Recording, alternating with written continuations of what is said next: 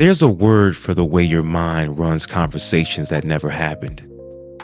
It's called JOUSKA.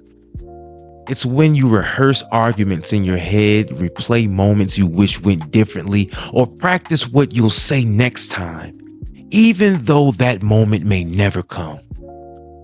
In JOUSKA, you're the writer, the actor, and the audience all at once. It feels like preparation, but really, it's the mind refusing to let go.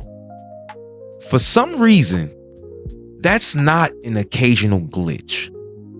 That's their default setting.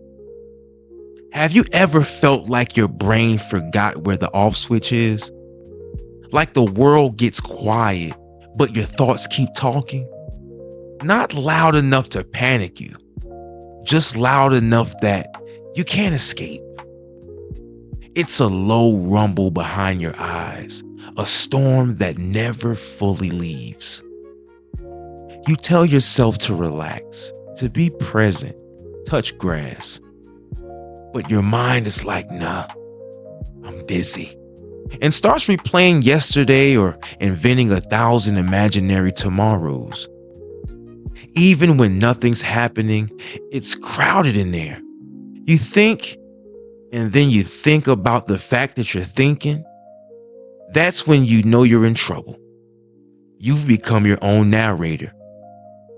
Meanwhile, you watch other people just live. They laugh without dissecting why. They fall in love without forecasting heartbreak. They enjoy the moment without interrogating it. You look at them like they're speaking some ancient language you never learned. Because for you, nothing is simple. Even joy arrives with footnotes. Every smile has a subplot.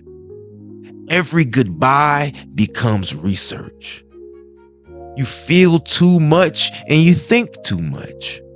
A blessing and a burden that showed up in the same box. But you weren't born like this. Once upon a time, you felt things without needing to understand them. Then life happened. And somewhere along that path, your mind built a shield.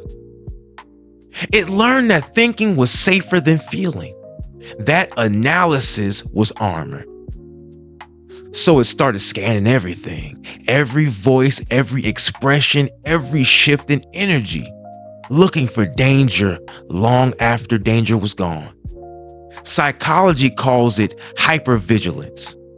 You call it staying ready. And yeah, it kept you safe, but it also kept you separate. Because the more you think, the harder it is to just be human. Now, every emotion gets filtered, labeled, categorized, filed away like evidence. You're both the actor and the critic, performing life while analyzing the performance at the same time. That's what people don't get about deep thinkers. We don't choose overthinking. It's reflex, instinct, a nervous system that never learned to unclench. You start noticing patterns others never see. How someone's voice trembles before they lie. How the room stiffens before someone explodes.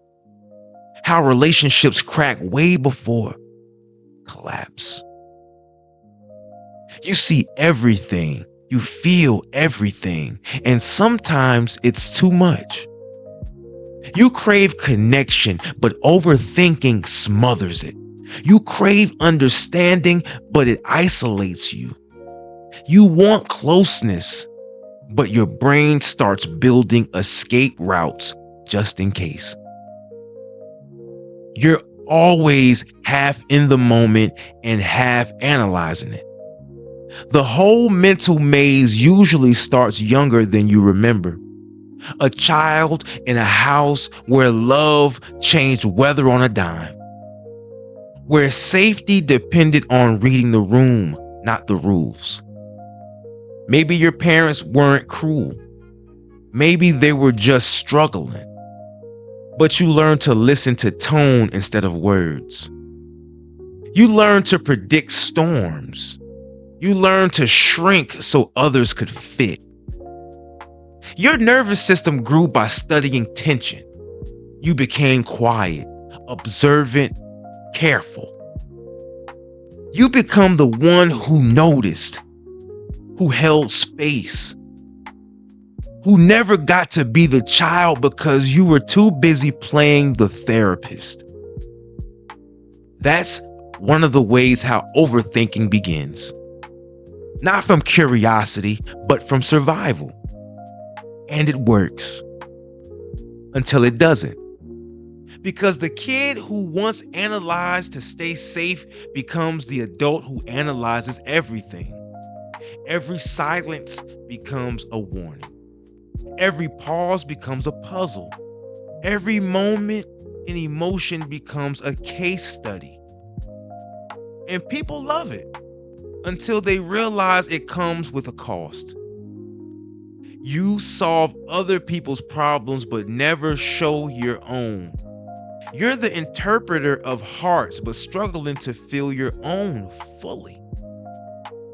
People admire your insight, your clarity, your emotional intelligence. They don't realize how exhausting it is, how heavy it feels to hold everything. You don't lash out when you hurt, you dissect it. You explain why someone failed you instead of allowing yourself to feel betrayed. You give grace to others while starving yourself. You become so good at understanding pain that you forget how to acknowledge your own. You start predicting rejection before anyone gets the chance to accept you. You draft exit plans before love even begins. You build walls disguised as self-awareness. And your intellect becomes a mask. People see wisdom, but you will feel the distance. That's the hidden price. Being capable of deep love while terrified of receiving it.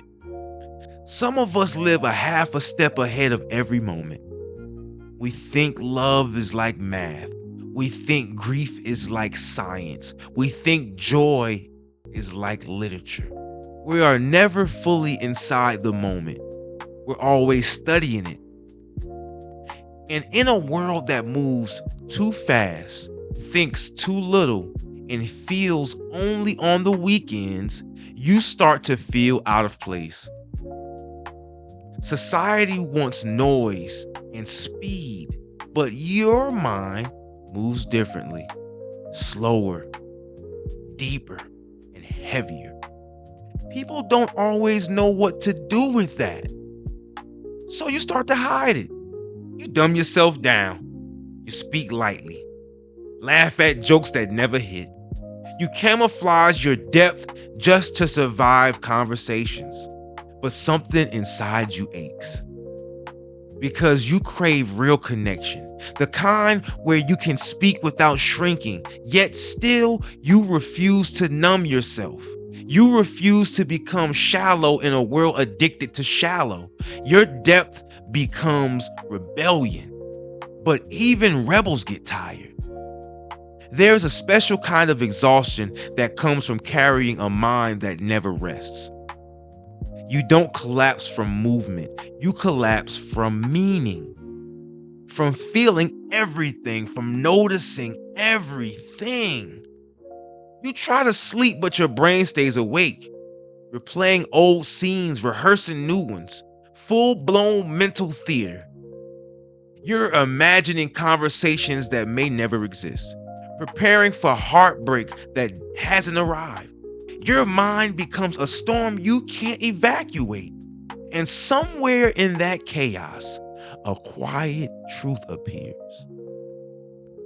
Your thoughts protected you once, and now they imprison you. But here's the twist. The way out isn't thinking more, it's feeling. It's remembering that peace isn't found by solving every question, but by letting some of them go unanswered. Healing doesn't mean shutting your mind up. It means learning how not to believe every voice inside of it. The thoughts will come, they always will, but they don't all deserve your attention. Peace isn't the absence of thought. It's the ability to sit beside your thoughts without drowning in them. You start to notice small things again: warm light on your skin, the rhythm of your breath, the taste of your food, the silence that isn't empty but alive. You begin living in your body again, not just in your mind. You stop letting every anxiety move in rent-free. You ask your thoughts the most important question of all: does this feed me or drain me? And slowly, you stop living to understand life and you start living to experience it. You learn that depth doesn't have to hurt, that feeling doesn't have to mean falling apart, that you can think deeply without drowning in the thinking.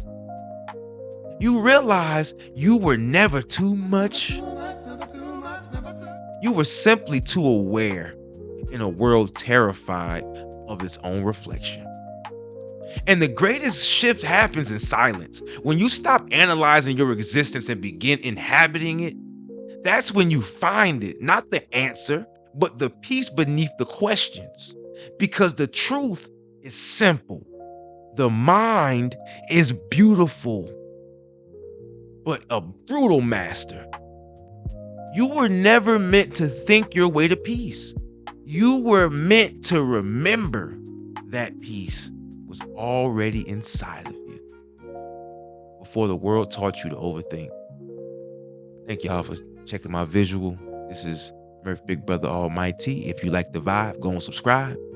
It don't cost nothing for you to hit that button. Send this to an overthinker you know. Leave me a comment. Let me know what you think. Till next time, y'all.